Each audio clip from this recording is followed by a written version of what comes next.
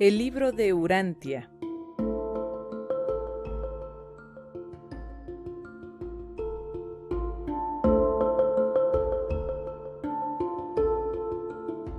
Documento 91. La evolución de la oración. La oración, como agencia de la religión, evolucionó de las expresiones previas no religiosas en forma de monólogos y diálogos. Con el logro de la autoconciencia, ocurrió inevitablemente en el hombre primitivo el corolario de que existen otras conciencias, el potencial dual de la respuesta social y del reconocimiento de Dios. Las formas más primitivas de oración no estaban dirigidas a la deidad. Estas expresiones eran muy semejantes a lo que puedes decir a un amigo al embarcarte en alguna empresa importante. Deséame suerte. El hombre primitivo estaba encadenado por la magia. La suerte, tanto buena como mala, participaba en todos los asuntos de la vida. Al principio, estas solicitudes de suerte eran monólogos, una vocalización de los pensamientos del asistente de la magia. Luego, estos creyentes en la suerte buscaron el apoyo de sus amigos y familias y finalmente se realizó cierta forma de ceremonia que incluía el entero clan o tribu. Cuando los conceptos de fantasmas y espíritus evolucionaron, estas solicitudes se dirigieron a las fuerzas sobrehumanas y con la conciencia de los dioses, dichas expresiones llegaron a los niveles de la verdadera oración. Como ilustración de esto, entre algunas tribus australianas, las oraciones religiosas primitivas antedataron su creencia en los espíritus y en las personalidades sobrehumanas. La tribu que se llama los Todas, en la India, observa ahora esta práctica de orar sin dirigir la oración a nadie en particular, así como lo hacían los pueblos primitivos antes de los tiempos de la conciencia religiosa. Pero entre los Todas, esto representa una regresión de su religión, degenerada a este nivel primitivo. Los ritos actuales de los sacerdotes lecheros de los Todas no representan una ceremonia religiosa, puesto que estas oraciones impersonales no contribuyen nada a la conservación ni al enaltecimiento de los valores sociales, morales o espirituales.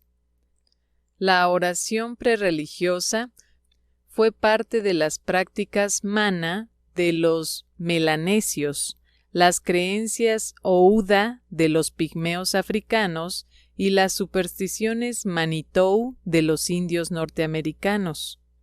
Las tribus Baganda de África tan solo recientemente emergieron del nivel mana de oración.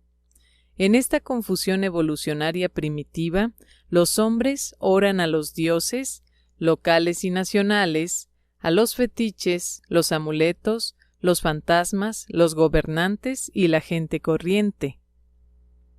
1. La oración primitiva. La función de la religión evolucionaria primitiva consiste en conservar y aumentar los valores esenciales sociales, morales y espirituales que están tomando forma lentamente. Esta misión de la religión no es observada conscientemente por la humanidad, sino que se efectúa fundamentalmente mediante la oración. La práctica de orar representa el esfuerzo no intencional, pero sin embargo personal y colectivo, de todo grupo por asegurarse, por realizar, esta conservación de los valores más elevados. Si no fuese por la salvaguardia de la oración, todos los días sagrados retrogradarían rápidamente a la condición de simples feriados. La religión y sus agencias, la principal de las cuales es la oración, se alían solo con aquellos valores que tienen reconocimiento social general, aprobación del grupo. Por lo tanto, cuando el hombre primitivo intentaba gratificar sus emociones más bajas o satisfacer ambiciones egoístas inmitigadas, perdía el consuelo de la religión y la ayuda de la oración.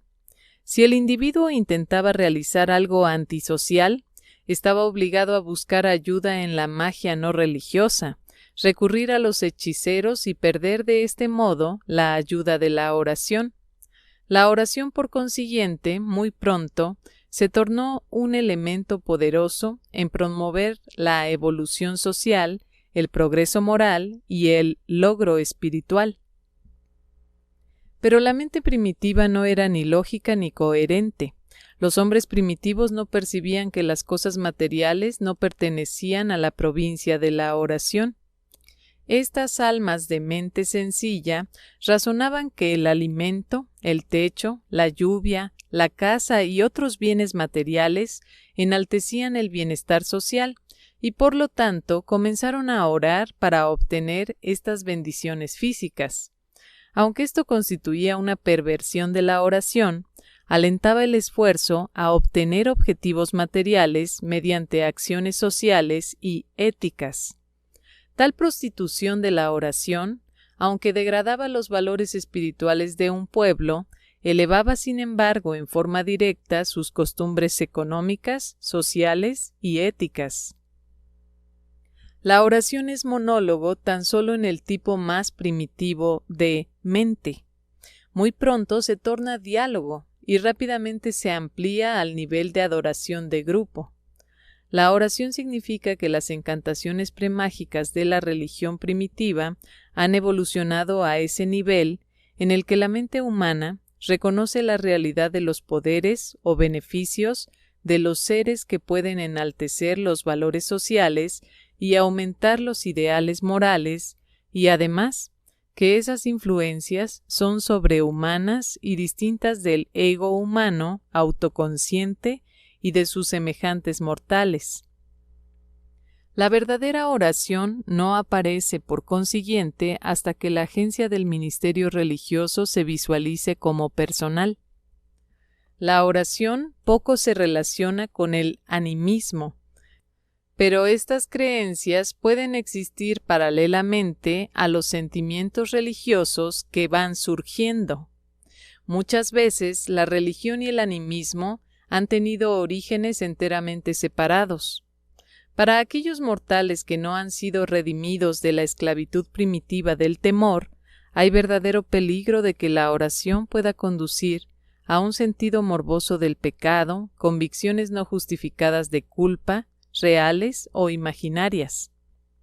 Pero en los tiempos modernos no es probable que muchos pasen tanto tiempo orando como para llegar a preocuparse peligrosamente por su falta de valor o sus tendencias pecaminosas. Los peligros que se relacionan a la distorsión y a la perversión de la oración estriban en la ignorancia, la superstición, la cristalización, la desvitalización, el materialismo y el fanatismo. 2. La evolución de la oración. Las primeras oraciones fueron simplemente deseos verbalizados, la expresión de deseos sinceros. Luego, la oración se volvió una técnica para obtener la cooperación de los espíritus. Finalmente, llegó a la función más elevada de asistir a la religión en la conservación de todos los valores nobles.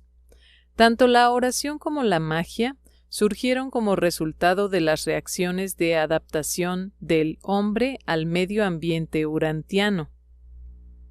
Sin embargo, aparte de esta relación generalizada, tienen poco en común. La oración siempre ha indicado una acción positiva del ego que está orando. Siempre ha sido psíquica y a veces espiritual. La magia ha usualmente significado un intento de manipular la realidad sin afectar al ego del manipulador, el practicante de la magia. A pesar de sus orígenes independientes, la magia y la oración se han interrelacionado frecuentemente en sus etapas más recientes de desarrollo. La magia ha ascendido a veces mediante la elevación de sus objetivos desde las fórmulas, a través de los ritos y encantamientos, hasta el umbral de la verdadera oración. La oración en ocasiones se ha vuelto tan materialista que ha degenerado en una técnica pseudomágica de evitar el gasto de ese esfuerzo que se requiere para la solución de los problemas urantianos. Cuando el hombre aprendió que la oración no fuerza a los dioses, ésta se volvió más una solicitud, una búsqueda de favor. Pero la oración más verdadera es en realidad una comunión entre el hombre y su Hacedor. La aparición de la idea del sacrificio en cualquier religión disminuye infaliblemente la mayor eficacia de la verdadera oración en cuanto los hombres buscan sustituir las ofrendas de posesiones materiales por la ofrenda de sus propias voluntades consagradas a hacer la voluntad de Dios. Cuando la religión se despoja de un Dios personal, sus oraciones se traducen en niveles de teología y filosofía. Cuando el concepto más elevado de Dios de una religión es el de una deidad impersonal, tal como ocurre en el idealismo panteístico, aunque éste permita cierta base para ciertas formas de comunión mística, destruye el poder de la verdadera oración, que siempre simboliza la comunión del hombre con un ser personal y superior. Durante los tiempos más primitivos de la evolución racial y aún en el tiempo presente, en la experiencia diaria del mortal común, la oración es en gran medida un fenómeno de la conversación del hombre con su propio subconsciente. Pero también existe un dominio de la oración en el que el individuo, intelectualmente alerta y espiritualmente progresista, logra un mayor o menor contacto con los niveles superconscientes de la mente humana, el dominio del ajustador del pensamiento residente. Además, hay una fase espiritual definida de la verdadera oración que se refiere a su recepción y reconocimiento por parte de las fuerzas espirituales del universo y que es enteramente distinta de toda asociación humana e intelectual. La oración contribuye en gran medida al desarrollo del sentimiento religioso de una mente humana en evolución.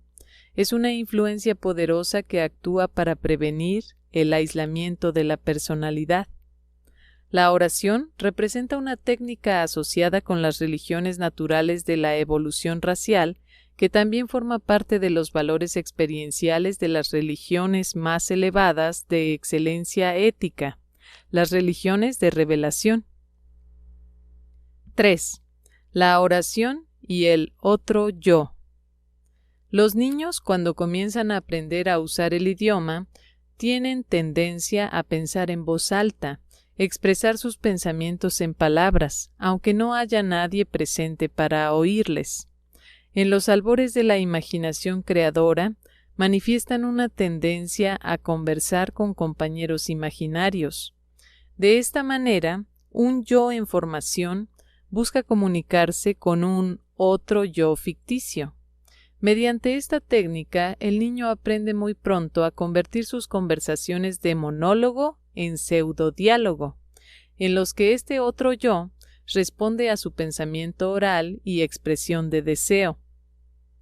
Mucho del pensamiento del adulto se lleva a cabo mentalmente en forma de conversación. La forma temprana y primitiva de oración se parecía mucho a las recitaciones semimágicas de la tribu de los Todas de hoy en día, oraciones que no se dirigían a nadie en particular. Pero dichas técnicas de oración tienden a evolucionar en un tipo de diálogo de comunicación mediante la aparición de la idea del otro yo. Con el tiempo, el concepto del otro yo se enaltece a una posición superior de dignidad divina y la oración como agencia de la religión hace su aparición. A través de muchas fases y durante largas edades, este tipo primitivo de oración está destinado a evolucionar antes de lograr el nivel de oración inteligente y verdaderamente ética. Como es concebido por sucesivas generaciones de mortales que oran, el otro yo evoluciona desde los fantasmas, fetiches y espíritus a los dioses politeísticos y finalmente al Dios único, un ser divino que comprende los más altos ideales y las más elevadas aspiraciones del yo en oración. De este modo, la oración funciona como la agencia más poderosa de la religión en la conservación de los valores e ideales más altos de aquellos que oran. Desde el momento de la concepción del otro yo hasta la aparición del concepto de un Padre divino y celestial, la oración es siempre una práctica socializadora, moralizadora y espiritualizadora. La simple oración de fe evidencia una evolución poderosa en la experiencia humana por la cual las conversaciones antiguas con el símbolo ficticio del otro yo de la religión primitiva se han enaltecido al nivel de la comunión con el espíritu del infinito y al de la auténtica conciencia de la realidad del Dios eterno y Padre paradisiaco de toda la creación inteligente. Aparte de todo lo que es superyo en la experiencia de orar, debe recordarse que la oración ética es una forma espléndida de elevar al propio yo y reforzar al ego para una mejor vida y un logro más elevado. La oración induce al ego humano a mirar a los dos lados para conseguir ayuda material de la reserva subconsciente de experiencia mortal, inspiración y guía a los límites superconscientes de contacto de lo material con lo espiritual, con el monitor misterioso. La oración siempre ha sido y siempre será una experiencia humana doble, un procedimiento psicológico interasociado con una técnica espiritual. Estas dos funciones de la oración no pueden ser nunca completamente separadas. La oración esclarecida debe reconocer no solo a un Dios externo y personal, sino también a una divinidad interna e impersonal, el ajustador residente.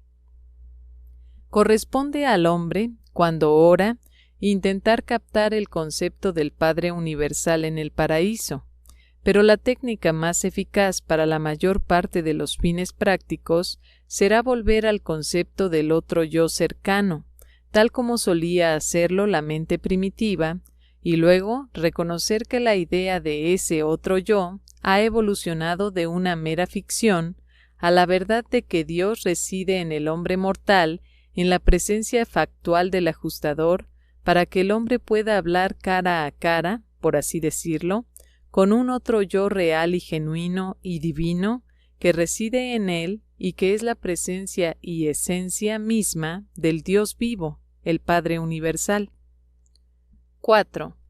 La oración ética. Ninguna oración puede ser ética cuando el que solicita busca la ventaja egoísta por sobre los intereses de sus semejantes. La oración egoísta y materialista es incompatible con las religiones éticas que se predican sobre la base del amor altruista y divino.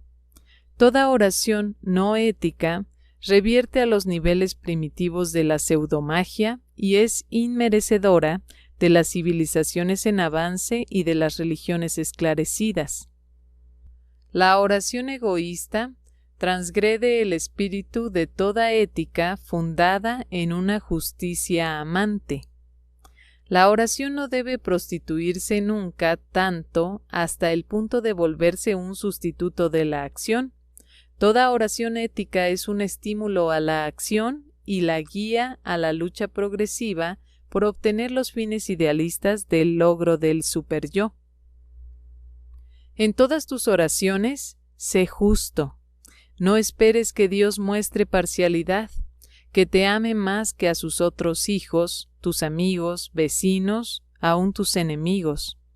Pero la oración de las religiones naturales o evolucionadas no es al principio ética, como lo es en las religiones reveladas más recientes. Toda oración, sea esta individual o comunal, puede ser o egoísta o altruista. Es decir, que la oración puede centrarse en el yo o en los demás. Cuando la oración no busca nada para el que ora ni para sus semejantes, esta actitud del alma tiende hacia los niveles de la verdadera adoración. Las oraciones egoístas comprenden confesiones y solicitudes y frecuentemente consisten en demandas de favores materiales. La oración es un poco más ética cuando comprende el perdón y busca la sabiduría para llegar a un mayor autocontrol. La oración de tipo altruista fortalece y consuela. La oración materialista está destinada a atraer desilusión y desencanto a medida que los descubrimientos de la ciencia en avance demuestran que el hombre vive en un universo físico de ley y orden. La infancia de un individuo o de una raza se caracteriza por la oración primitiva, egoísta y materialista. Y hasta cierto punto, todas estas solicitudes son eficaces en cuanto conducen invariablemente a aquellos esfuerzos y ejercicios que contribuyen a la obtención de respuestas con estas oraciones. La verdadera oración de fe siempre contribuye al mejoramiento de la técnica del vivir, aun cuando las solicitudes no sean merecedoras del reconocimiento espiritual. Pero la persona espiritualmente adelantada debe ejercer gran cuidado al intentar desalentar a la mente primitiva o inmadura respecto de tales oraciones. Recordad, aunque la oración no cambia a Dios, muy frecuentemente efectúa cambios grandes y duraderos en el que ora con fe y confianza. La oración ha sido el antepasado de mucha paz mental, alegría, calma, valor, autodominio y justicia entre los hombres y las mujeres de las razas en evolución. 5. Las repercusiones sociales de la oración. En la adoración a los antepasados, la oración lleva al cultivo de los ideales ancestrales, pero la oración, como rasgo de la adoración a la deidad, trasciende todas estas prácticas puesto que conduce al cultivo de los ideales divinos. A medida que el concepto del otro yo de la oración se torna supremo y divino, del mismo modo, los ideales del hombre son elevados desde lo meramente humano hacia niveles excelsos y divinos, y el resultado de toda oración de este tipo es el enaltecimiento del carácter humano y la profunda unificación de la personalidad humana. Pero no es necesario que la oración sea siempre individual. El orar en grupo o en congregación es muy eficaz en cuanto tiene repercusiones altamente socializadoras. Cuando un grupo se dedica a la oración comunitaria para el enaltecimiento moral y la elevación espiritual, estas devociones son reactivas sobre los individuos que componen al grupo. Todos ellos se vuelven mejores gracias a esta participación. Aún una ciudad entera o una entera nación puede ser ayudada por tales devociones de oración.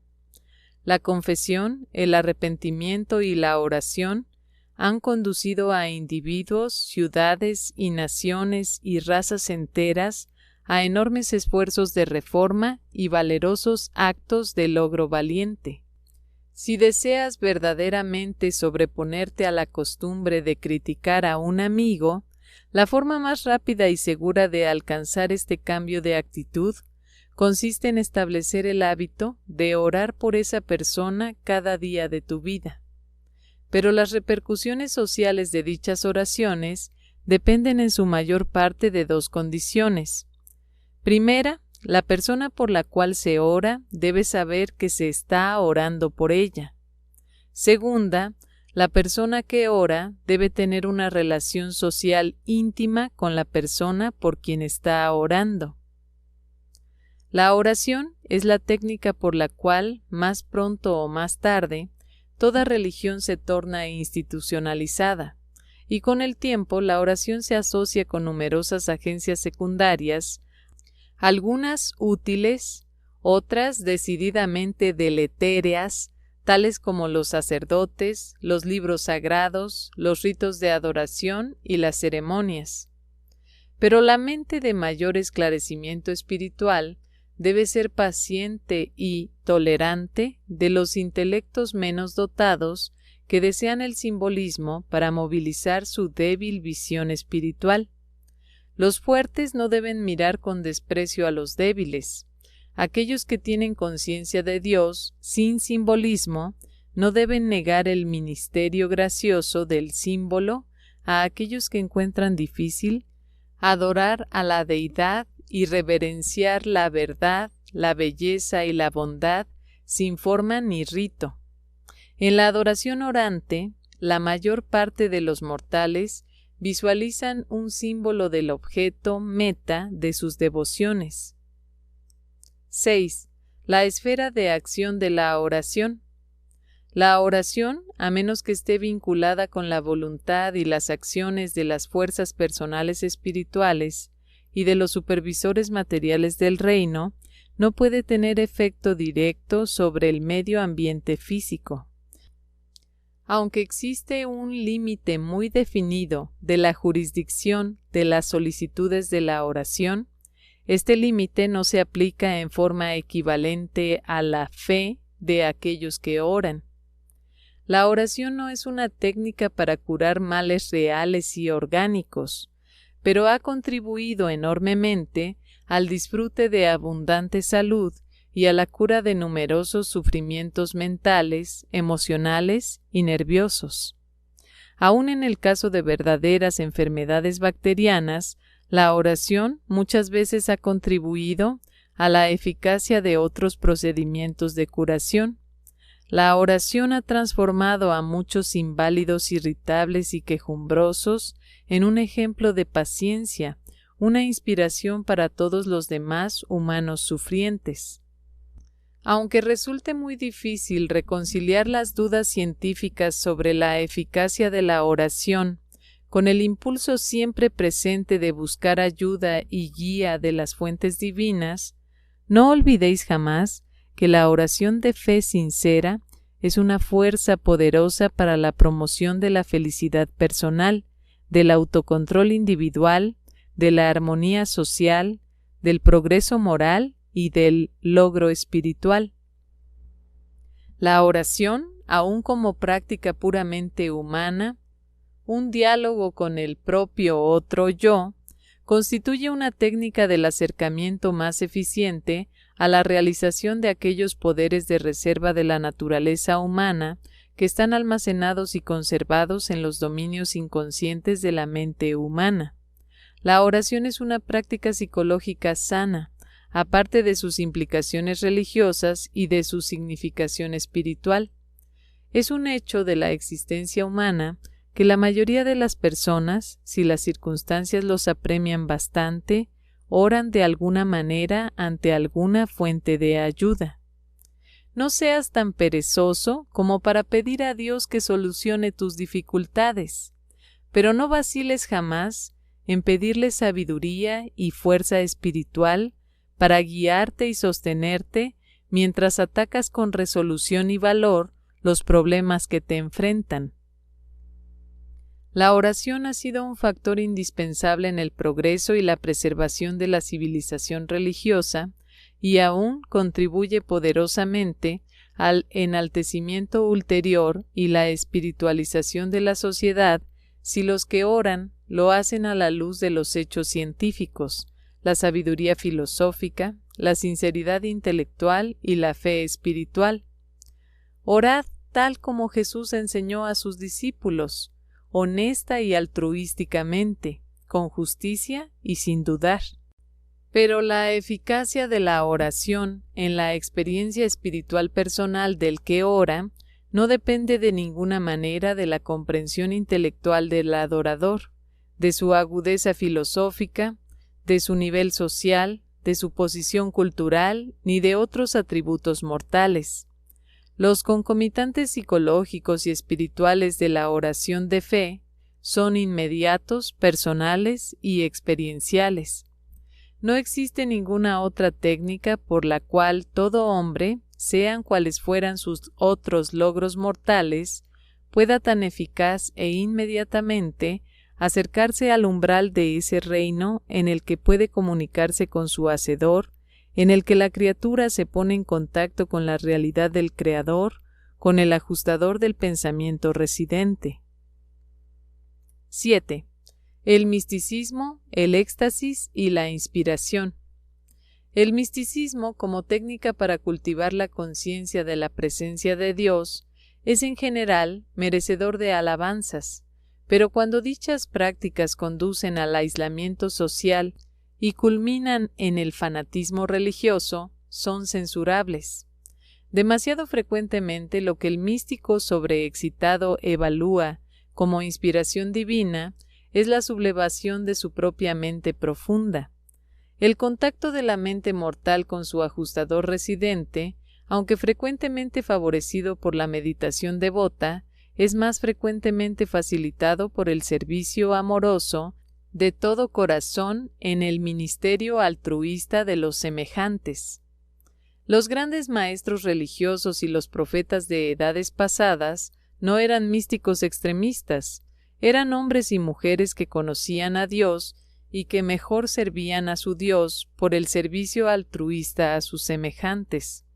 Jesús frecuentemente se llevaba a los apóstoles consigo por cortos períodos para dedicarse a la meditación y a la oración, pero en general los mantenía en contacto y servicio de las multitudes. El alma del hombre requiere el ejercicio espiritual, así como también el alimento espiritual. El éxtasis religioso es permisible cuando resulta de antecedentes sanos, pero estas experiencias son más frecuentemente consecuencia de influencias puramente emocionales, más bien que manifestaciones de un carácter espiritual profundo. Las personas religiosas no deben considerar todo presentimiento psicológico vívido y toda experiencia emocional intensa como una revelación divina ni como una comunicación espiritual. El éxtasis espiritual genuino generalmente se asocia con una gran calma exterior y con un control emocional casi perfecto. Pero la verdadera visión profética es un presentimiento superpsicológico. Estas visitaciones no son pseudo-alucinaciones, ni tampoco éxtasis del tipo del trance. La mente humana puede funcionar en respuesta a la así llamada inspiración cuando es sensible a las sublevaciones del subconsciente o al estímulo del superconsciente. En cualquiera de estos dos casos, el individuo tiene la impresión de que estos aumentos del contenido de la conciencia son más o menos ajenos. El entusiasmo místico sin frenos y el éxtasis religioso desencadenado no son credenciales de la inspiración, supuestamente credenciales divinas. La prueba práctica de todas las experiencias religiosas extrañas del misticismo, el éxtasis y la inspiración consiste en observar si estos fenómenos hacen que un individuo, en primera, disfrute de una salud física mejor y más completa. Segundo, funcione más eficaz y prácticamente en su vida mental. Tercero, socialice más plena y alegremente en su experiencia religiosa. Cuarto, espiritualice más completamente su vida diaria, descargando al mismo tiempo fielmente los deberes comunes de la existencia mortal rutinaria. Quinto, aumente su amor y apreciación de la verdad, la belleza y la bondad. Sexto, conserve los valores sociales, morales, éticos y espirituales reconocidos en su época. Y séptimo, aumente su compenetración espiritual, su conciencia de Dios. Pero la oración no tiene asociación verdadera con estas experiencias religiosas excepcionales. Cuando la oración se vuelve demasiado estética, cuando consiste casi exclusivamente de la contemplación bella y bendecida de la divinidad paradisíaca, pierde mucho de su influencia socializadora y tiende hacia el misticismo y el aislamiento de sus devotos. Existe cierto peligro asociado con la excesiva oración en privado, lo cual es corregido y prevenido por la oración en grupo, las devociones comunitarias. 8. La oración como experiencia personal. Existe un aspecto verdaderamente espontáneo de la oración, ya que el hombre primitivo se encontró orando mucho antes de tener un concepto claro de un Dios. El hombre primitivo solía orar en dos situaciones distintas. Cuando sufría grandes penurias, experimentaba el impulso de buscar ayuda. Cuando se regocijaba, se dejaba llevar por la expresión impulsiva del regocijo. La oración no es una evolución de la magia. La una y la otra surgieron independientemente. La magia era un intento de adaptar la deidad a las condiciones. La oración es el esfuerzo de adaptar la personalidad a la voluntad de la deidad. La verdadera oración es tanto moral como religiosa. La magia no es ni lo uno ni lo otro. La oración puede volverse una costumbre establecida. Muchos oran porque otros lo hacen. Aún otros oran porque temen que les sucederá algo terrible si no ofrecen sus súplicas regulares. Para algunos individuos, la oración es la expresión calma de la gratitud. Para otros, una expresión de grupo de la alabanza, las devociones sociales.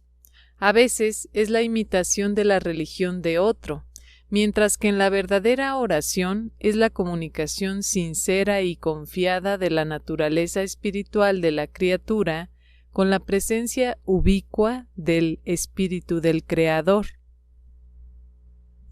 La oración puede ser una expresión espontánea de la conciencia de Dios o una recitación sin sentido de las fórmulas teológicas. Puede ser la alabanza extática del alma conocedora de Dios o la obediencia esclava de un mortal dominado por el miedo. Es a veces la expresión patética del deseo espiritual y a veces el grito flagrante de frases pías. La oración puede ser alabanza regocijada o humilde ruego de perdón. La oración puede ser el ruego infantil de lo imposible o la súplica madura de crecimiento moral y poder espiritual. La solicitud puede ser por el pan de cada día o el resultado de un anhelo sincero de hallar a Dios y hacer su voluntad. Puede ser un pedido totalmente egoísta o un gesto verdadero y magnífico hacia la realización de la fraternidad altruista. La oración puede ser un grito airado de venganza o una intervención misericordiosa para con los enemigos de uno.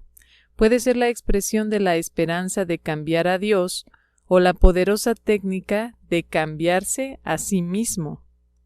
Puede ser el ruego servil de un pecador perdido ante un juez supuestamente severo o la expresión regocijada de un hijo liberado del Padre Celestial viviente y misericordioso.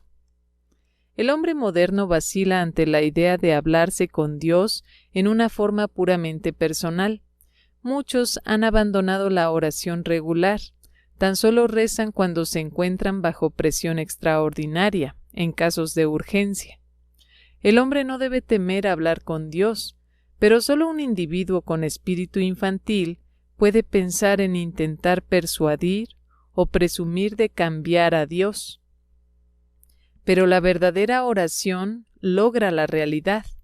Aunque las corrientes de aire sean ascendentes, el pájaro no podrá ascender a menos que extienda las alas.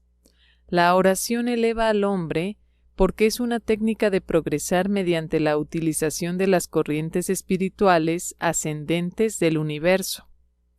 La oración genuina aumenta el crecimiento espiritual, modifica las actitudes y produce esa satisfacción que proviene de la comunión con la divinidad. Es la explosión espontánea de la conciencia de Dios.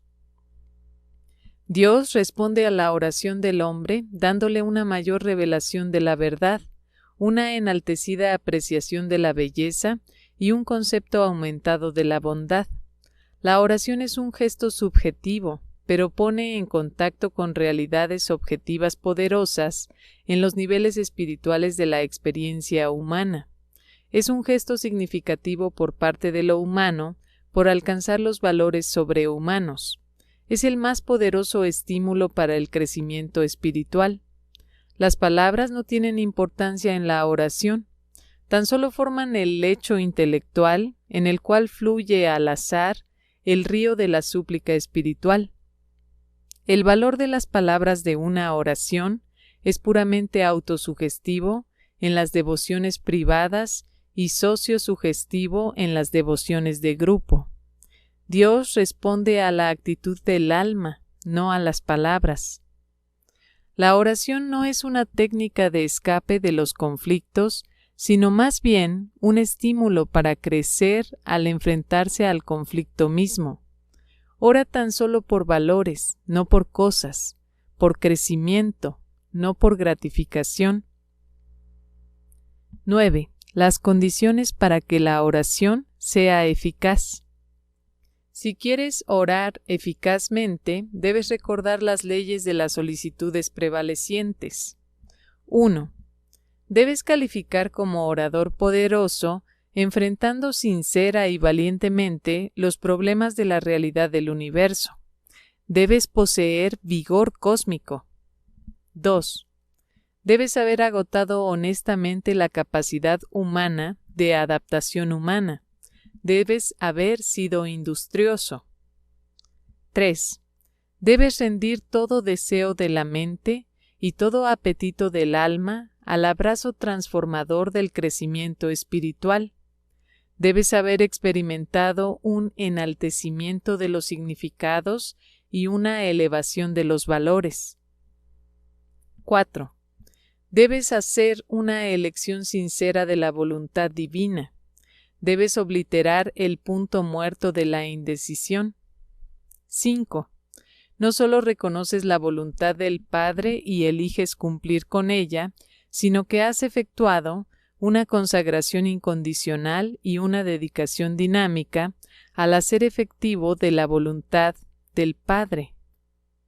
6. Tu oración será dirigida exclusivamente por la sabiduría divina a solucionar los problemas humanos específicos con que te encontrarás en la ascensión al paraíso, el logro de la perfección divina. 7. Y debes tener fe viviente. Presentado por el jefe de los seres intermedios de Urantia.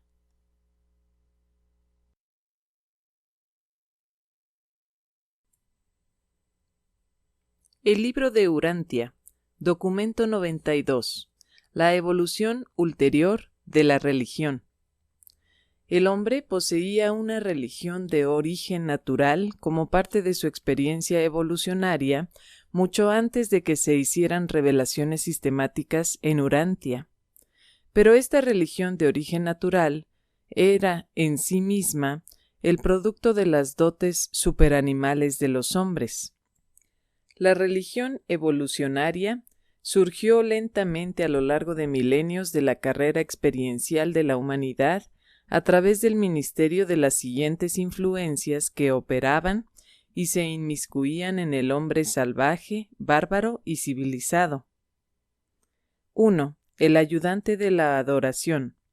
La aparición en la conciencia animal de potenciales superanimales para la percepción de la realidad. Esto podría denominarse el instinto humano primordial hacia la deidad. 2. El ayudante de la sabiduría. La manifestación en una mente adoradora de la tendencia a dirigir su adoración hacia los canales superiores de expresión y en dirección a los conceptos constantemente en expansión de la realidad de la deidad. 3. El Espíritu Santo. Este es el don inicial de la supermente e infaliblemente aparece en toda verdadera personalidad humana. Este ministerio crea en la mente ansiosa de adoración y deseosa de sabiduría la capacidad de autorrealizar el postulado de la sobrevivencia humana, tanto en su concepto teológico como en la experiencia actual y real de la personalidad. La función coordinada de estas tres ministraciones divinas es totalmente suficiente para iniciar y proseguir el crecimiento de la religión evolucionaria. Estas influencias más adelante se aumentan mediante los ajustadores del pensamiento, los serafines y el espíritu de la verdad, todos los cuales aceleran el ritmo del desarrollo religioso.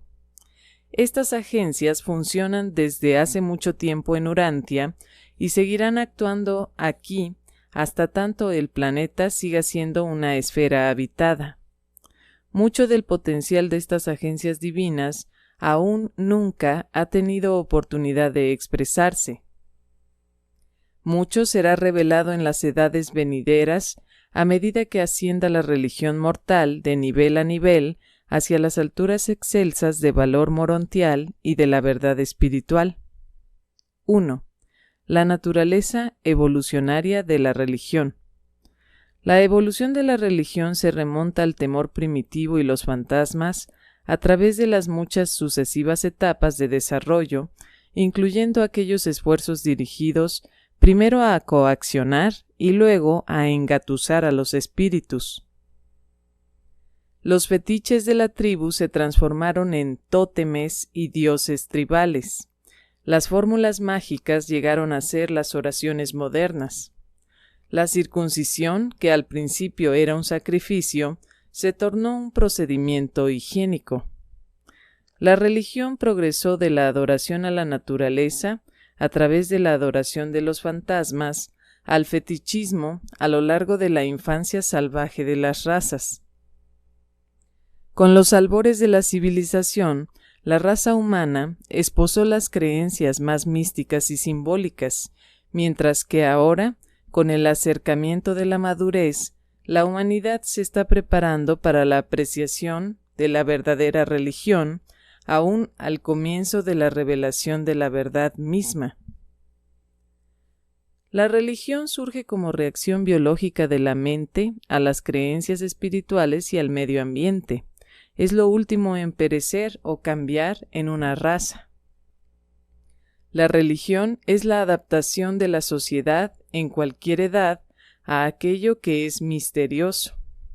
Como institución social comprende ritos, símbolos, cultos, escrituras, altares, santuarios y templos. El agua bendita, las reliquias, los fetiches, los amuletos, las vestimentas, las campanas, los tambores y los sacerdocios son comunes a todas las religiones, y es imposible divorciar enteramente la religión evolutiva pura de la magia o la hechicería. El misterio y el poder siempre han estimulado sentimientos y temores religiosos, mientras que la emoción por siempre ha funcionado como un condicionante y poderoso factor en su desarrollo. El temor siempre ha sido el estímulo religioso básico. El temor da forma a los dioses de la religión evolucionaria y motiva el rito religioso de los creyentes primitivos. A medida que avanza la civilización, el temor se modifica por la reverencia, la admiración, el respeto y la simpatía, y luego es adicionalmente condicionado por el remordimiento y el arrepentimiento. Un pueblo asiático enseñaba que Dios es un gran terror. Esa es la consecuencia de una religión puramente evolucionaria. Jesús, la revelación del tipo más elevado de vida religiosa, proclamó que Dios es amor. 2. La religión y las costumbres establecidas. La religión es la más rígida e inflexible de las instituciones humanas, pero se adapta tardíamente a una sociedad cambiante. Finalmente, la religión evolucionaria refleja el cambio de las costumbres establecidas, que a su vez pueden haber sido afectadas por la religión revelada. Lentamente y con seguridad, pero de mala gana, la religión, adoración, sigue las huellas de la sabiduría, conocimiento dirigido por la razón experiencial e iluminado por la revelación divina. La religión se aferra a las costumbres. Lo que fue es antiguo y supuestamente sagrado. Por esta razón y ninguna otra, las herramientas de piedra persistieron largamente en el medio de la edad de bronce y de hierro. Esta declaración está registrada. Si me hicieres altar de piedras, no las labres de cantería, porque al labrar la piedra con tus herramientas, lo profanarás. Aún hoy en día, los hindúes encienden los fuegos del altar utilizando un artefacto primitivo de encendido. En el curso de la religión evolucionaria, la novedad siempre ha sido considerada sacrilegio. El sacramento debe consistir no en un alimento nuevo y manufacturado, sino en la más primitiva de las vituallas, carne asada al fuego y panes sin levadura, con hierbas amargas. Todo tipo de uso social y aun los procedimientos legales se aferran a las viejas formas. Cuando el hombre moderno se sorprende por la presencia de tantas costumbres que podrían ser consideradas obscenas en las escrituras de distintas religiones, debería considerar que las generaciones que van pasando han temido eliminar lo que sus antepasados consideraban santo y sagrado.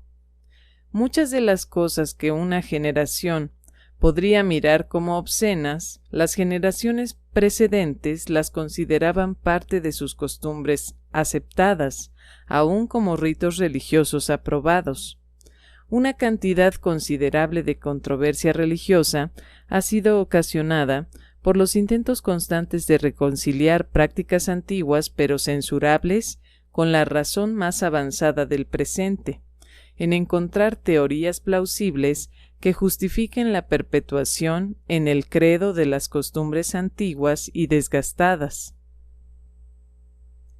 Pero no es más que tonto intentar una aceleración demasiado repentina del crecimiento religioso.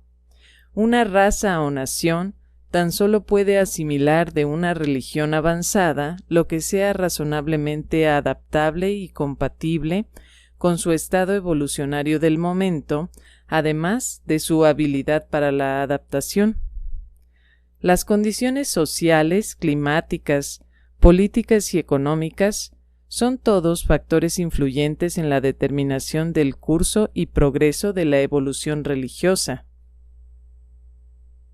La moralidad social no está determinada por la religión, o sea, por la religión evolucionaria.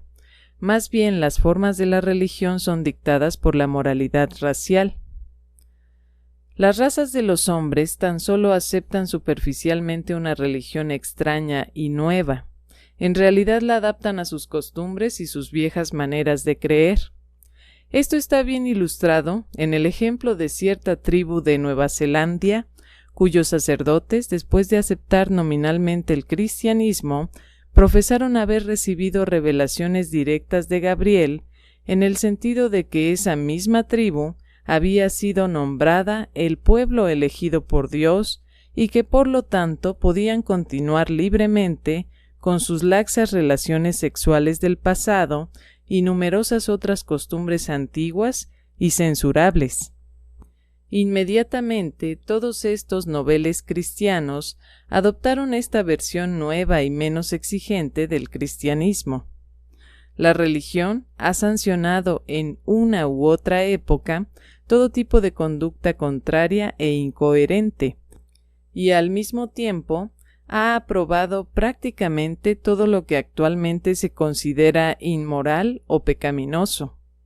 La conciencia, sin la enseñanza de la experiencia y sin la asistencia de la razón, no ha sido nunca ni nunca será una guía segura e infalible para la conducta humana. La conciencia no es una voz divina que habla al alma humana, es meramente la suma total del contenido moral y ético de las costumbres de una determinada etapa de la existencia. Simplemente representa el ideal de reacción concebido por la humanidad ante un conjunto determinado de circunstancias. 3. La naturaleza de la religión evolucionaria. El estudio de la religión humana es el examen de las capas sociales portadoras de fósiles de edades pasadas. Las costumbres de los dioses antropomórficos son un reflejo fiel de la moral de los hombres que fueron los primeros en concebir tales deidades. Las religiones antiguas y la mitología ilustran fielmente las creencias y tradiciones de pueblos que han desaparecido en oscuridad hace mucho tiempo. Estas antiguas prácticas del culto persisten juntamente con costumbres económicas nuevas y evoluciones sociales y, lógicamente, parecen burdamente incongruentes. Los residuos del culto presentan un cuadro auténtico de las religiones raciales del pasado. Recordad siempre, los cultos se forman no para descubrir la verdad, sino más bien para promulgar sus credos. La religión siempre ha sido en gran parte asunto de ritos, rituales, observancias, ceremonias y dogmas. Ha estado generalmente contaminada por ese error persistente y originador de perversidades, la ilusión de ser el pueblo elegido. Las ideas religiosas cardinales de encantamiento, inspiración, revelación, propiciación, arrepentimiento, expiación, intercesión, sacrificio, oración, confesión, adoración, sobrevivencia después de la muerte, sacramento, rito, rescate, salvación, redención, pacto, impureza, purificación, profecía, pecado original, todas ellas se remontan a los tiempos primitivos del temor primordial a los fantasmas. La religión primitiva no es más ni menos que la lucha por la existencia material ampliada para incluir la existencia más allá de la tumba. Las observancias de tal credo representaban la extensión de la lucha por el automantenimiento hasta el dominio de un mundo imaginario de los espíritus fantasmales. Pero cuando tengas la tentación de criticar la religión evolucionaria, cuídate. Recuerda que eso fue lo que pasó, es un hecho histórico. Recuerda además que el poder de toda idea yace no en su certidumbre o verdad, sino más bien en la intensidad de su atracción para el ser humano. La religión evolucionaria no tiene disposición alguna para los cambios ni las revisiones. A diferencia de la ciencia, no provee su propia corrección progresiva. La religión evolucionada evoca el respeto porque sus seguidores creen que es la verdad. La fe que ha sido una vez dada a los santos debe en teoría ser tanto final como infalible. El culto se resiste al desarrollo porque el verdadero progreso con certidumbre modificará o destruirá al culto mismo, por lo tanto, siempre su revisión debe ser forzada. Tan solo dos influencias pueden modificar y elevar los dogmas de la religión natural: la presión de las costumbres establecidas en lento avance y la iluminación periódica de las revelaciones de época. Y no es extraño que el progreso haya sido lento. En los días antiguos, ser progresista o inventivo significaba ser matado como hechicero. El culto avanza en épocas generacionales y en ciclos de edades, pero sí adelanta. La creencia evolucionaria en los fantasmas formó los cimientos de una filosofía de religión revelada que finalmente destruirá la superstición de su origen. La religión ha dificultado de muchas maneras el desarrollo social, pero sin religión no existiría moral ni ética duradera, no habría una civilización valedera. La religión dio origen a mucha cultura no religiosa. La escultura se originó en la fabricación de ídolos, la arquitectura en la construcción de templos, la poesía en encantamientos, la música en cantos de adoración, el drama en las acciones para obtener la orientación espiritual y la danza en los festivales estacionales de adoración. Pero aunque hay que llamar la atención sobre el hecho de que la religión fue esencial para el desarrollo y la preservación de la civilización, es necesario registrar que la religión natural también ha hecho mucho para dificultar y estorbar a la civilización misma que de otra manera fomentaba y mantenía. La religión ha obstaculizado las actividades industriales y el desarrollo económico, ha malgastado el trabajo y desperdiciado el capital. No siempre ha sido útil para la familia y no ha fomentado en forma adecuada la paz y la buena voluntad. A veces ha descuidado la enseñanza y postergado la ciencia. Ha empobrecido indebidamente la vida para el enriquecimiento supuesto de la muerte. La religión evolucionaria, la religión humana, en efecto ha sido culpable de todas estas y muchas otras equivocaciones, errores y desaciertos. Sin embargo, ha mantenido la ética cultural, la moralidad civilizada, la coherencia social y ha hecho posible que la religión revelada más reciente compensara estos muchos defectos evolucionarios. La religión evolucionaria ha sido la institución humana más cara, pero incomparablemente más eficaz. La religión humana puede ser justificada solamente a la luz de la civilización evolucionaria.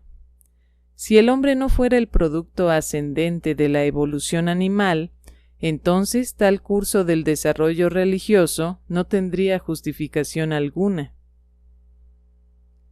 La religión facilitó la acumulación del capital, fomentó el trabajo de ciertos tipos, el tiempo libre del que gozaban los sacerdotes, promovió el arte y el conocimiento. La raza, al final, ganó mucho como resultado de todos estos errores primitivos en técnica ética. Los chamanes, tanto honestos como deshonestos, fueron enormemente costosos, pero valieron su costo. Las profesiones académicas y la ciencia misma surgieron de los sacerdocios parasitarios. La religión fomentó la civilización y proveyó continuidad social. Ha sido la policía moral de todos los tiempos. La religión proveyó la disciplina humana y el autocontrol que permitieron el advenimiento de la sabiduría. La religión es el flagelo eficiente de la evolución que impulsa sin compasión a la humanidad indolente y sufriente de un estado natural de inercia intelectual hacia adelante y hacia arriba, hasta los niveles más altos del raciocinio y la sabiduría. Esta sagrada herencia del ascenso animal, la religión evolucionaria, debe continuar refinando y ennobleciéndose mediante la censura constante de la religión revelada y por el fuego apasionado de la ciencia genuina. 4. El don de la revelación. La revelación es evolucionaria pero siempre progresista.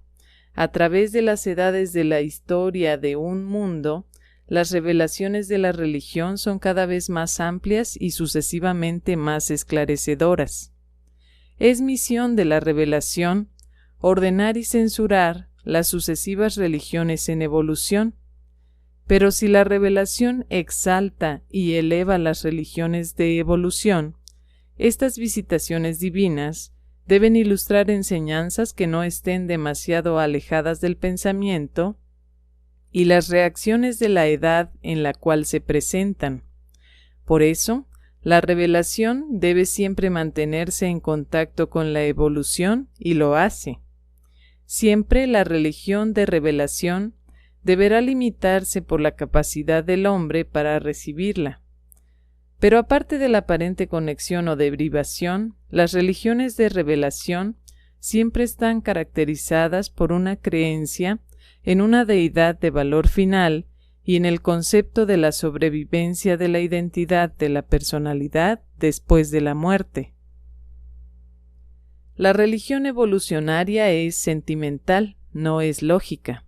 Es la reacción del hombre a la creencia en un mundo hipotético de los espíritus fantasmales, que es el reflejo de creencia humano, excitado por la realización y temor de lo desconocido. La religión revelatoria es expuesta por el verdadero mundo espiritual, es la respuesta del cosmos superintelectual al hambre mortal por creer en las deidades universales y confiar en ellas. La religión evolucionaria ilustra los intentos tortuosos de la humanidad en búsqueda de la verdad. La religión revelatoria es esa verdad misma. Ha habido muchos acontecimientos de revelación religiosa, pero solo 5 de significado de época. Estos fueron como sigue. 1. Las enseñanzas dalamatianas. El verdadero concepto de la primera fuente y centro fue promulgado por primera vez en Urantia por los 100 miembros corpóreos del séquito del príncipe Caligastia. Esta revelación de la deidad, en expansión, duró más de 300.000 años hasta que fue repentinamente interrumpida por la secesión planetaria y la ruptura del régimen de enseñanza. Excepto por el trabajo de Van, la influencia de la revelación dalamatiana prácticamente se perdió en todo el mundo. Aún los noditas habían olvidado esta verdad al tiempo de la llegada de Adán. De todos los que recibieron las enseñanzas de los 100, los hombres rojos las conservaron por más tiempo, pero la idea del Gran Espíritu no era sino un concepto nebuloso en la religión amerindia, cuando el contacto con el cristianismo lo aclaró y fortaleció grandemente. 2. Las enseñanzas edénicas. Adán y Eva nuevamente ilustraron el concepto del Padre de todos para los pueblos evolucionarios. La disolución del primer Edén interrumpió el curso de la revelación adánica antes de que hubiera comenzado plenamente, pero las enseñanzas abortadas de Adán fueron continuadas por los sacerdotes setitas, y algunas de estas verdades nunca se han perdido completamente en el mundo. La entera tendencia de la evolución religiosa levantina fue modificada por las enseñanzas de los setitas. Pero hacia el año 2500 a.C., la humanidad había perdido en gran parte de vista la revelación patrocinada en los días del Edén. 3. Melquisedec de Salem. Este hijo de urgencia de Nebadón inauguró la tercera revelación de la verdad en Urantia. Los preceptos cardinales de sus enseñanzas fueron confianza y fe. Enseñó la confianza en la beneficencia omnipotente de Dios y proclamó que la fe era el acto por el cual el hombre ganaba el favor de Dios. Sus enseñanzas gradualmente se mezclaron con las creencias y prácticas de varias religiones evolucionarias y finalmente se desarrollaron en esos sistemas teológicos presentes en Urantia al principio del primer milenio después de Cristo. 4. Jesús de Nazaret.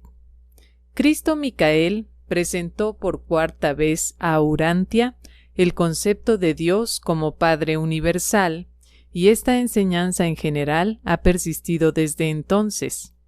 La esencia de su enseñanza era amor y servicio. La adoración amorosa que la criatura otorga voluntariamente en reconocimiento del ministerio amoroso de Dios su Padre y en respuesta al mismo. El servicio por libre albedrío que estas criaturas otorgan a sus hermanos en la comprensión regocijada de que mediante este servicio están sirviendo del mismo modo a Dios el Padre.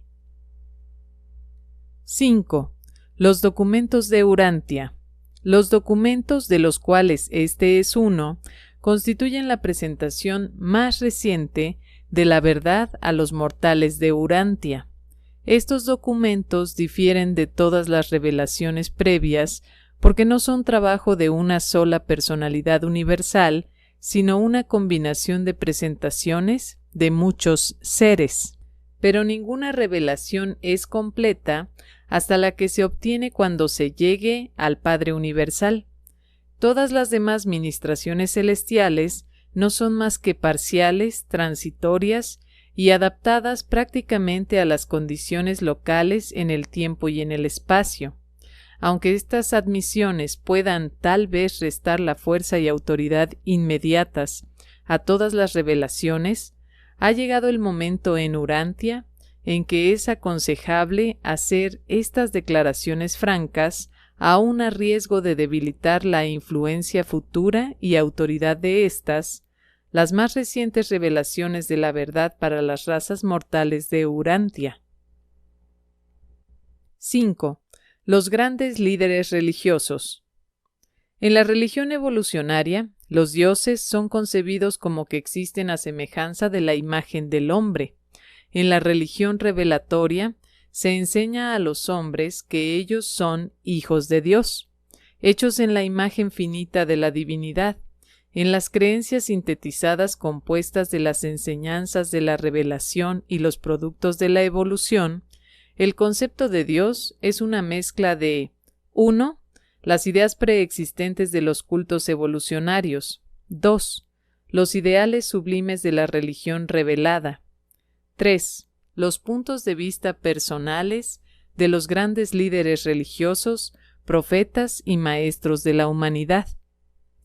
La mayoría de las grandes épocas religiosas han sido inauguradas por la vida y enseñanzas de alguna personalidad sobresaliente. El liderazgo ha originado la mayoría de los movimientos morales notables de la historia. Los hombres siempre tuvieron tendencia a venerar al líder, aun a expensas de sus enseñanzas, a reverenciar su personalidad, aunque perdiendo de vista las verdades que proclamaba. Esto no es inmotivado. Existe un deseo instintivo en el corazón del hombre evolucionario por recibir ayuda del más allá y arriba. Este apetito tiene el objeto de anticipar la aparición en la Tierra del príncipe planetario y más tarde de los hijos materiales. En Urantia, el hombre ha sido privado de estos líderes y gobernantes sobrehumanos y por consiguiente trata constantemente de compensar su pérdida, elevando a sus líderes humanos con leyendas que pertenecen al origen sobrenatural y a las carreras milagrosas. Muchas razas se han imaginado que sus líderes nacían de vírgenes. Sus carreras estaban generosamente salpicadas de episodios milagrosos y su retorno siempre se espera en cada grupo respectivo. En Asia Central aún esperan el retorno de Gengis Khan. En Tíbet, China y la India, de Buda. En Islam, de Mahoma. Entre los amerindios, de Jesunanín o Namonalonton. Entre los hebreos, en general el retorno de Adán como gobernante material. En Babilonia, el dios Marduk fue la perpetuación de la leyenda de Adán, la idea del Hijo de Dios, el eslabón que vincula al hombre con Dios. Después de la aparición de Adán en la tierra, los así llamados hijos de Dios fueron frecuentes en las razas del mundo. Pero aparte del respeto supersticioso que se les brinda frecuentemente, sigue siendo un hecho que estos maestros fueron los fulcros terrenales de la personalidad sobre los cuales dependían las palancas de la verdad revelada para el avance de la moralidad, la filosofía y la religión de la humanidad. Ha habido cientos y cientos de líderes religiosos en 1.000.000 de años de historia humana en Urantia, de Onagar a Guru Nanak. Durante este tiempo ha habido muchos flujos y reflujos de la marea de la verdad religiosa y de fe espiritual, y cada renacimiento de la religión urantiana en el pasado se ha identificado con la vida y enseñanzas de uno u otro líder religioso. Al considerar los maestros de las épocas recientes, es posible que resulte útil agruparlos en 7 eras religiosas principales de la Urantia postadánica. 1. El período setita. Los sacerdotes setitas, tal como se regeneraron bajo el liderazgo de Amosad, se tornaron los grandes maestros posadánicos. Funcionaron a lo largo y a lo ancho de las tierras de los anditas y su influencia persistió más prolongadamente entre los griegos, sumerios e hindúes. Entre los últimos, continuaron hasta el presente como brahmines de la fe hindú. Los setitas y sus seguidores nunca perdieron enteramente el concepto de la Trinidad revelado por Adán. 2. Era de los misioneros Melquisedec. La religión de Urantia fue regenerada considerablemente por los esfuerzos de esos maestros que fueron comisionados por Maquiventa Melquisedec, quien vivió y enseñó en Salem casi 2000 años antes de Jesucristo. Estos misioneros proclamaron la fe como precio del favor de Dios, y sus enseñanzas, aunque no produjeron religiones que apareciesen inmediatamente, formaron sin embargo los cimientos sobre los cuales construirían las religiones de Urantia los más recientes maestros de la verdad. 3. La era después de Melquisedec. Aunque Amenemope e Ignatón ambos enseñaron en este período, el genio religioso sobresaliente de la era post-Melquisedec fue el líder de un grupo de beduinos levantinos y fundador de la religión hebrea, Moisés. Moisés enseñó el monoteísmo. Dijo él: «Oye, Israel, el Señor nuestro Dios, el Señor, uno es. El Señor, Él es Dios, no hay otro fuera de Él». Intentó persistentemente desarraigar los vestigios del culto de los fantasmas de su pueblo, llegando hasta a prescribir la pena de muerte para sus practicantes. El monoteísmo de Moisés fue adulterado por sus sucesores, pero en tiempos más recientes volvieron a muchas de sus enseñanzas. La grandeza de Moisés yace en su sabiduría y sagacidad. Otros hombres han tenido conceptos más grandes de Dios, pero ningún hombre consiguió nunca inducir a tanta gente a adoptar creencias tan avanzadas. 4. El siglo VI a.C. Muchos hombres surgieron para proclamar la verdad en uno de los más grandes siglos del despertar religioso jamás presenciado en Urantia. Entre estos podemos mencionar a Gautama, Confucio, Lao Tse, Zoroastro y los maestros jainistas. Las enseñanzas de Gautama se han difundido ampliamente en Asia y es reverenciado como Buda por millones.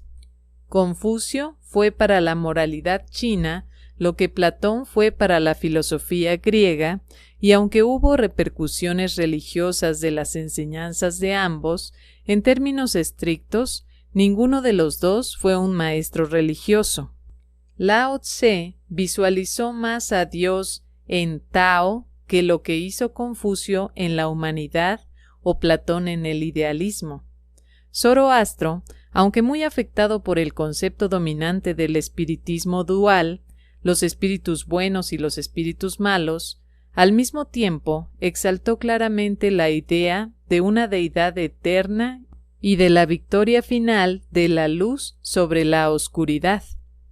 5. El primer siglo después de Cristo. Como maestro religioso, Jesús de Nazaret comenzó con el culto que había establecido Juan el Bautista y progresó cuanto pudo, alejándose de ayunos y formas. Aparte de Jesús, Pablo de Tarso y Filón de Alejandría fueron los más grandes maestros de esa era. Sus conceptos religiosos han desempeñado un papel dominante en la evolución de esa fe que lleva el nombre de Cristo. 6. El siglo VI después de Cristo. Mahoma fundó una religión que fue superior a muchos de los credos de esa época. La suya fue una protesta contra las demandas sociales de la fe de los extranjeros y contra la incoherencia de la vida religiosa de su propio pueblo. 7. El siglo XV después de Cristo. Este período presenció dos movimientos religiosos: la desorganización de la unidad del cristianismo en el Occidente y la síntesis de una nueva religión en el Oriente. En Europa, el cristianismo institucionalizado había llegado a tal grado de falta de elasticidad que cualquier crecimiento ulterior era incompatible con la unidad. En el Oriente, las enseñanzas combinadas de Islam, el hinduismo y el budismo fueron sintetizadas por Nanak y sus seguidores en el sikhismo, una de las religiones más avanzadas de Asia. El futuro de Urantia se caracterizará indudablemente por la aparición de maestros de la verdad religiosa, la paternidad de Dios y la fraternidad de todas las criaturas. Pero es de esperar que los esfuerzos ardientes y sinceros de estos futuros profetas se dirijan menos hacia el fortalecimiento de las barreras interreligiosas y más hacia el aumento de la fraternidad religiosa, de la adoración espiritual entre los muchos seguidores de las distintas teologías intelectuales que tanto caracterizan a Urantia de Satania. 6. Las religiones compuestas. Las religiones del siglo XX en Urantia ofrecen un interesante estudio de la evolución social del impulso humano hacia la adoración. Muchas fes han progresado muy poco desde los días del culto de los fantasmas. Los pigmeos de África no tienen reacciones religiosas como clase, aunque algunos de ellos creen un poco en el medio ambiente espiritual. Están hoy donde se hallaba el hombre primitivo cuando empezó la evolución de la religión. La creencia básica de la religión primitiva era la sobrevivencia después de la muerte. La idea de adorar a un Dios personal indica un avance de desarrollo evolucionario aún la primera etapa de la revelación. Los Dayak han evolucionado solo las prácticas religiosas más primitivas. Los esquimales y amerindios, comparativamente recientes, tienen un concepto muy escaso de Dios. Creían en los fantasmas y tenían una idea muy poco definida de supervivencia de algún tipo después de la muerte. Los australianos nativos de hoy día tan solo tienen temor de los fantasmas, miedo a la oscuridad y una veneración burda de los antepasados. Los zulúes recién están desarrollando una religión de temor a los fantasmas y sacrificio. Muchas tribus africanas, excepto donde hubo trabajo misionero de los cristianos y maometanos, no han pasado todavía la etapa del fetichismo en su evolución religiosa. Pero algunos grupos han mantenido desde hace mucho la idea del monoteísmo, como por ejemplo los antiguos tracios, que también creían en la inmortalidad. En Urantia, la religión evolucionaria y la revelatoria están progresando lado a lado mientras se mezclan y combinan en los sistemas teológicos diversificados que se encuentran en el mundo en las épocas de presentación de estos documentos. Estas religiones, las religiones del siglo XX en Urantia, pueden ser enumeradas como sigue. 1. Hinduismo, la más antigua. 2. La religión hebrea. 3. Budismo. 4. Las enseñanzas de Confucio. 5. Las creencias taoístas. 6. Zoroastrismo. 7. Shinto. 8. Jainismo. 9. Cristianismo. 10. Islam. 11. Sikhismo, la más reciente. Las religiones más avanzadas de los tiempos antiguos fueron el judaísmo y el hinduismo, y cada una, respectivamente, ha influido grandemente sobre el curso del desarrollo religioso en el Oriente y en el Occidente. Tanto los hindúes como los hebreos creían que sus religiones eran inspiradas y reveladas, y creían que todas las demás eran formas decadentes de la fe verdadera. La India se divide entre los hinduistas, los mahometanos y los jainistas, cada uno con una idea de Dios, el hombre y el universo tal como fueron concebidos en forma variada. China sigue las enseñanzas taoístas y confucionistas.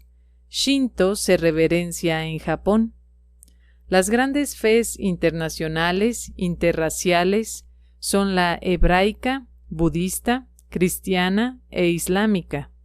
El budismo se extiende de Ceilán a Birmania a través de Tíbet y China hasta el Japón. Ha demostrado una adaptabilidad a las costumbres de muchos pueblos que ha sido igualada tan solo por el cristianismo. La religión hebrea comprende la transición filosófica del politeísmo al monoteísmo. Es un eslabón evolucionario entre las religiones de evolución y las religiones de revelación. Los hebreos fueron el único pueblo occidental que siguió a sus dioses evolucionarios primitivos directamente hasta el Dios de la revelación. Pero esta verdad nunca fue ampliamente aceptada hasta los días de Isaías, que nuevamente enseñó la idea mezclada de la deidad racial combinada con un creador universal. Oh Señor de las huestes, Dios de Israel, tú eres Dios, aún tú solo. Tú hiciste el cielo y la tierra. En cierto momento la esperanza de la sobrevivencia de la civilización occidental yacía en los sublimes conceptos hebraicos de la bondad y los avanzados conceptos helénicos de la belleza. La religión cristiana es la religión sobre la vida y enseñanzas de Cristo, basada en la teología del judaísmo, modificada ulteriormente a través de la asimilación de ciertas enseñanzas zoroastrianas y de la filosofía griega, y formulada principalmente por tres individuos: Filón, Pedro y Pablo.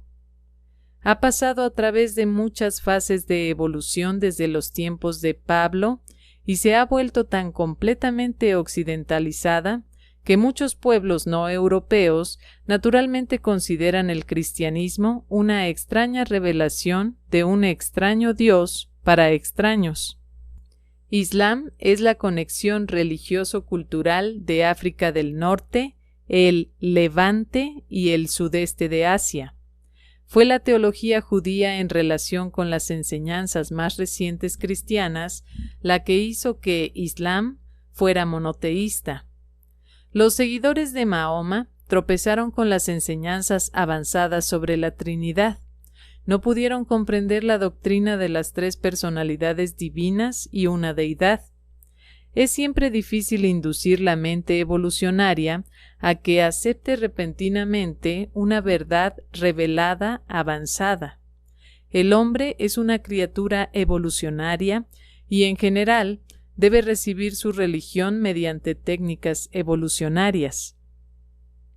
La adoración de los antepasados antiguamente constituyó un avance decidido en la evolución religiosa, pero es a la vez sorprendente y lamentable que este concepto primitivo persista en la China, el Japón y la India, entre tantas cosas que son relativamente más avanzadas, tales como el budismo y el hinduismo. En el Occidente, la adoración a los antepasados se constituyó en la veneración de los dioses nacionales y el respeto por los héroes de la raza. En el siglo XX, esta religión nacionalista veneradora de los héroes hace su aparición en los varios secularismos radicales y nacionalistas que caracterizan a muchas razas y naciones del Occidente. Mucho de esta misma actitud También se encuentra en las grandes universidades y las comunidades industriales más grandes de los pueblos de habla inglesa. No es muy diferente de estos conceptos la idea de que la religión no es sino una búsqueda común de la buena vida. Las religiones nacionales no son más que una reversión a la primitiva adoración del emperador de los romanos y al Shinto, adoración del Estado en la familia imperial. 7. La evolución ulterior de la religión. La religión no puede volverse nunca un hecho científico. La filosofía sí puede descansar sobre una base científica, pero la religión seguirá por siempre evolucionaria o revelatoria o una combinación posible de ambas, tal como ocurre en el mundo de hoy día. No se pueden inventar nuevas religiones, éstas pueden evolucionar o son reveladas repentinamente. Todas las nuevas religiones evolucionarias son meramente expresiones avanzadas de viejas creencias, nuevas adaptaciones y nuevos ajustes. Lo viejo no cesa de existir, está fundido con lo nuevo, aun como el sikhismo floreció y creció de las semillas y formas del hinduismo, budismo, islam y otros cultos contemporáneos.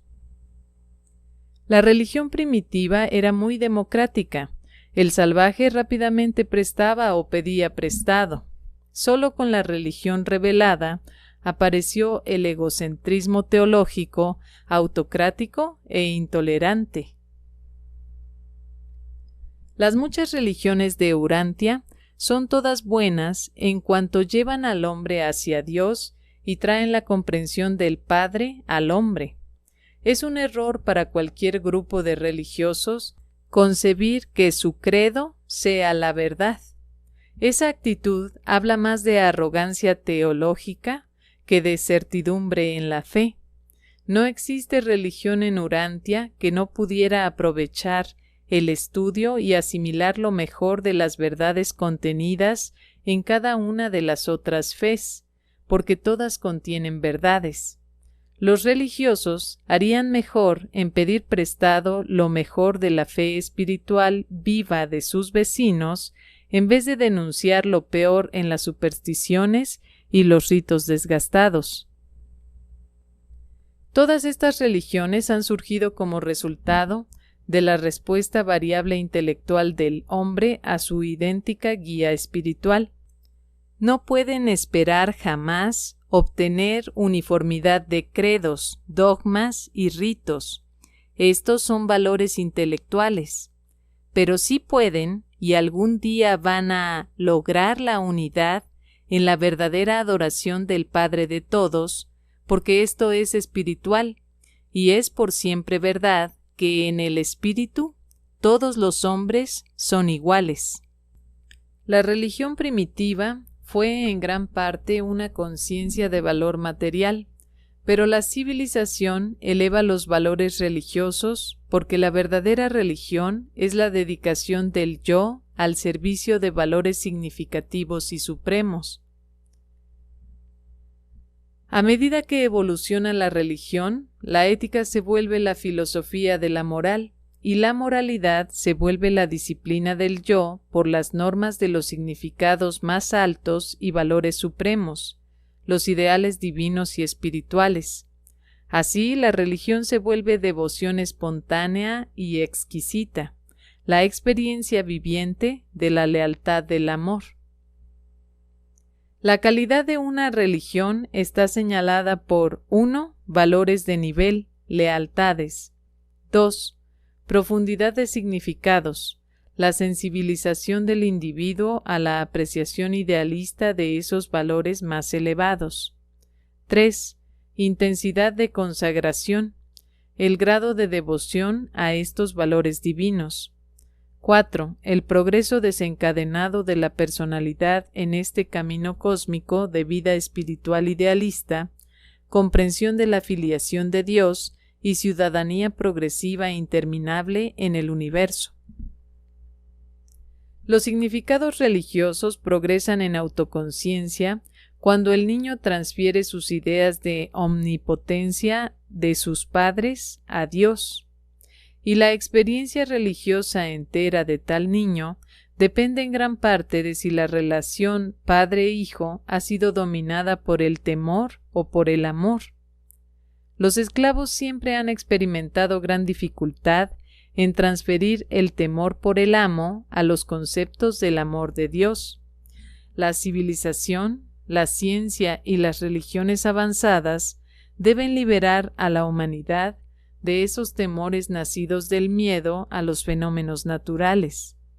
Así también, un mayor esclarecimiento debería liberar a los mortales instruidos de toda dependencia de intermediarios en la comunión con la deidad.